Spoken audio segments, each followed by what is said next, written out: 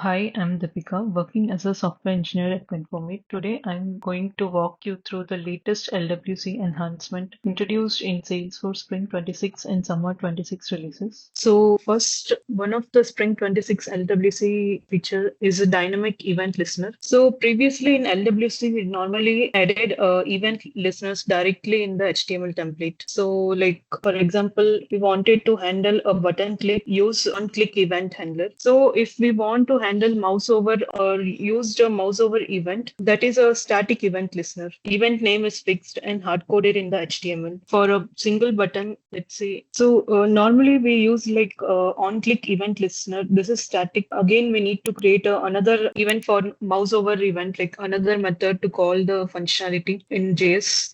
Here now we can use dynamic event listeners LWC on using one single method. So if any button so if you see if you click on here, there is a mouse over event. We create a separate event to showcase some message on mouse over or on button click. There will be some other event going on. So if I'm showing the toast message if on button click, so on mouse over here, I'm showcasing the mouse over event trigger. So this can be handled in one method in JS. So like here, this is the event handler method, which I'm calling in HTML in LWC on this feature. So here we are using getter method to call this, and we are calling here the mouse over all the events in one single getter setters. But the methods are separate only, but we are using in one single button or event. So for if we see like the single button right here, if we click, it will be only one event. So if you want mouse over, we will be writing separate method for that, the mouse over handler, and we will call this here on mouse over event. But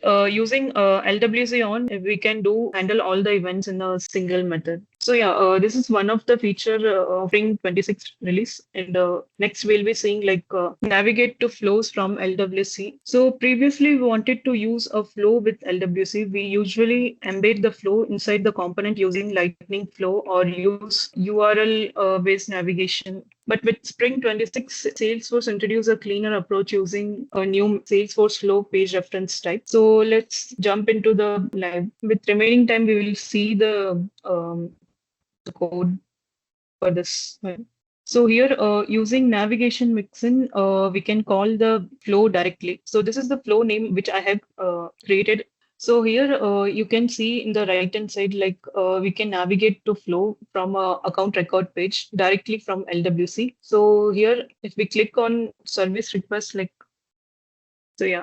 So from account record page, we can directly redirect to a flow which we have created. Like the subject is. So if we click on next, here we can create a case from account record by calling flow, and we can get back to the account directly. And here the case will be created with new case. So majorly the feature is we have this type called standard flow using navigation mixing, and we are calling the create service request. So yeah, this is one of the feature. So another feature is complex template expression in LWC. Previously, in LWC, template support only single property binding. So if we wanted to display a full name, conditional status, or calculated value, we usually had to create a separate getters in JavaScript. With this complex template expression, we can write simple JavaScript expression directly. We can use isActive, this expression like the ternary operator and the string of methods. So if you see here, I have used here the customer name to concate the first name and last name, and we are using the ternary operator for this. So here in JS, the values are static, like the first name, last name. So we are using the JS expression in LWC directly. You can see here, it shows the direct expressions like customer name, like the first name and last name concate with this features. So for now, this feature is in beta version. This is not active. You cannot use it directly in a sandbox or production usage. So another feature is called GraphQL in mutation in LWC. So this is Spring 26. This is generally available new feature. Previously, GraphQL is in LWC are mainly used to read data using wire adapter. But for creating, updating, or deleting records, we commonly use Apex like Lightning UI Record API or REST API. So using with Spring 26, Salesforce to introduce execute mutation from Lightning GraphQL, which allows us to perform record changes directly from LWC. So here, let's see the example. Here, this is the simple LWC form, and here this is the main execute mutation method, which will be creating. We'll be creating the records or deleting the records. Let's first see practically. So this is a simple form which is created in LWC, and just we are giving the creating a case. Case is created normally in this account. So majorly like what we are using here is the execute mutation method.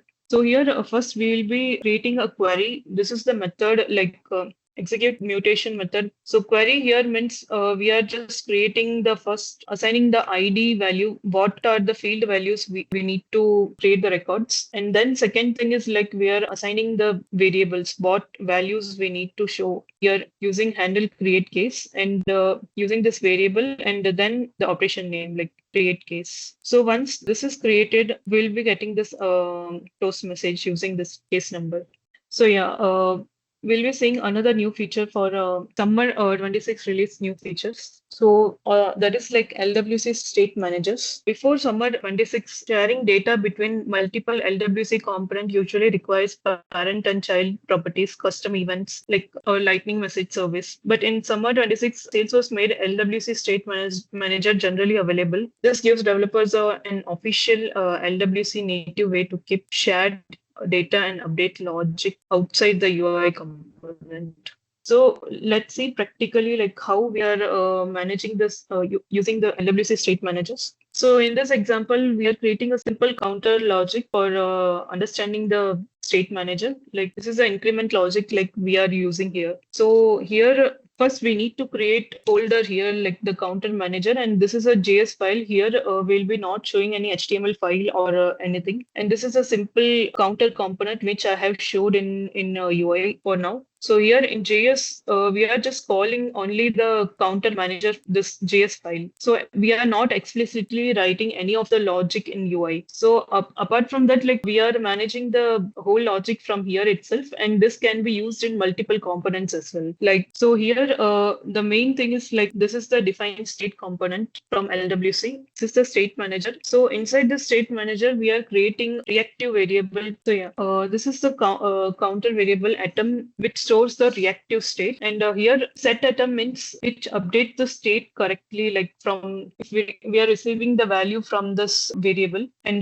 we are returning this value in here. So we are simply calling this here in increment component without without writing any of the logic in a JS file, which helps us to clean UI logic, maintain the clean LWC file. This makes code cleaner, reusable, and easier to maintain. So in real-time project, this same approach can be used in used for sharing shared values like select record, card count, filter value, or form progress, or user selection across multiple LWC components. So another feature is like single component live preview. So normally we make changes in LWC component, we need to deploy the component to the org and refresh the Lightning page to test it. With this live preview, we can open a single LWC component directly from VS Code and preview the component while developing. So let's see, like here I have installed this extension for this also, but this is here we have installed one extension called live preview. So if we right click and so here if you can see open in Lightning preview without going each and every time refresh the page and see the changes, we can see in the VS Code itself.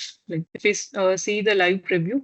Thank you for watching our Salesforce Spring 26 and Summer 26 LWC session. I hope you find this update and enhancement useful. Don't forget to subscribe for more Salesforce tutorials and release highlights. If you have any questions or feedback, feel free to leave a comment below.